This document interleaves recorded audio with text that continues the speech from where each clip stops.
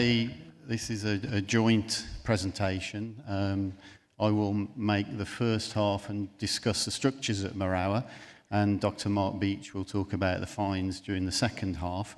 But it's also a presentation from my colleagues at the DCT as well, including Abdullah Al-Kabi and Ahmed Al-Hajj, and also other colleagues as well who worked on the excavation that are detailed here as well.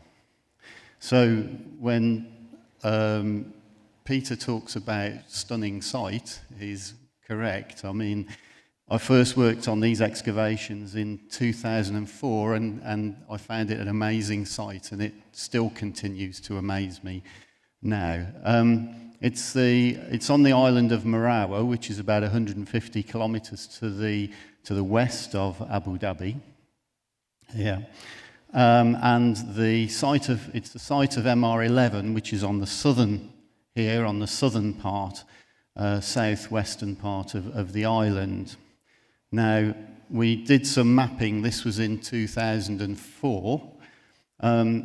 Actually, this site, I will mention, actually, the site was found originally as part of the Adias Islands survey that I think Peter Hellier will be talking about in the next session. And it was originally found in the early 1990s by a team under Geoffrey King.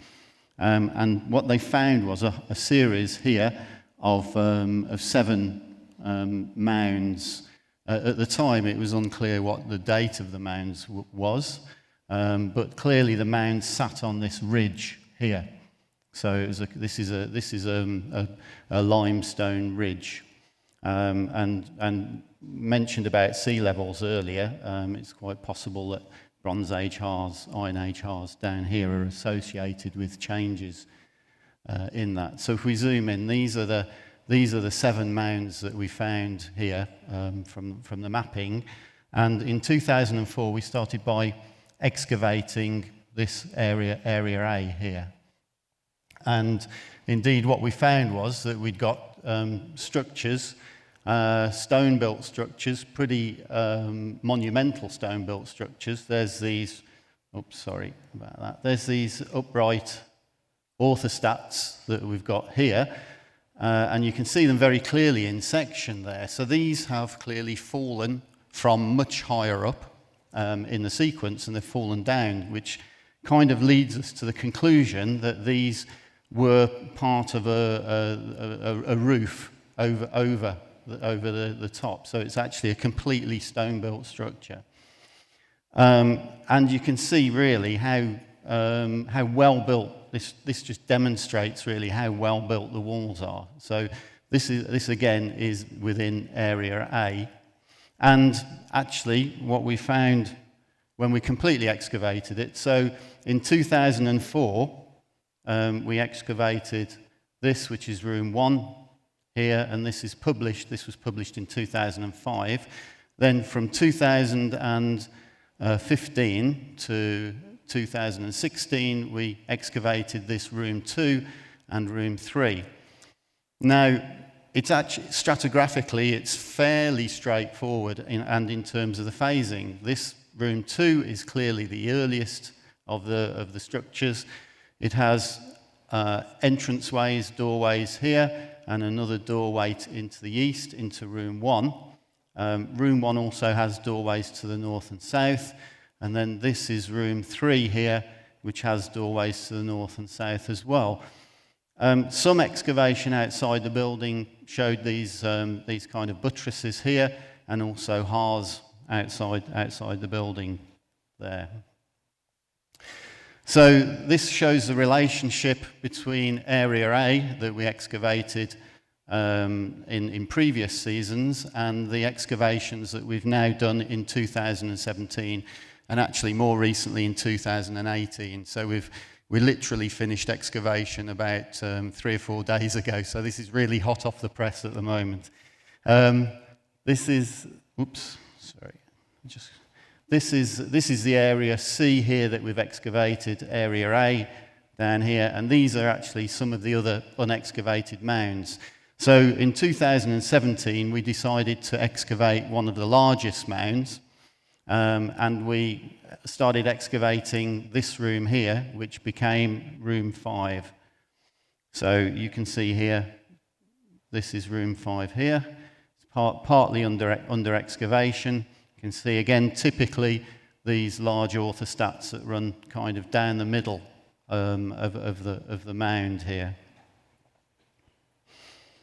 And again, fairly straightforward in terms of the stratigraphy. Doors to the north and a door to the east on this one, and also levelling layers within this.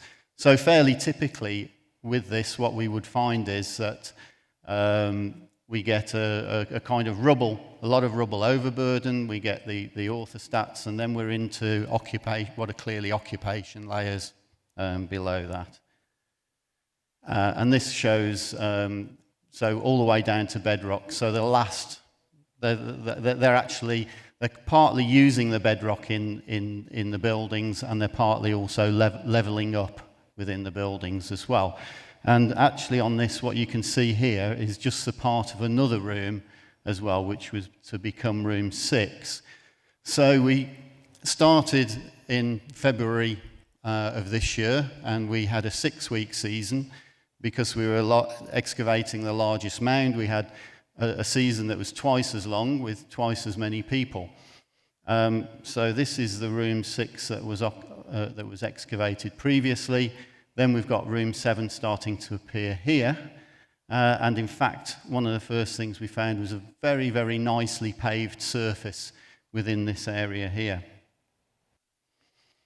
This is another view from the northwest of this as well.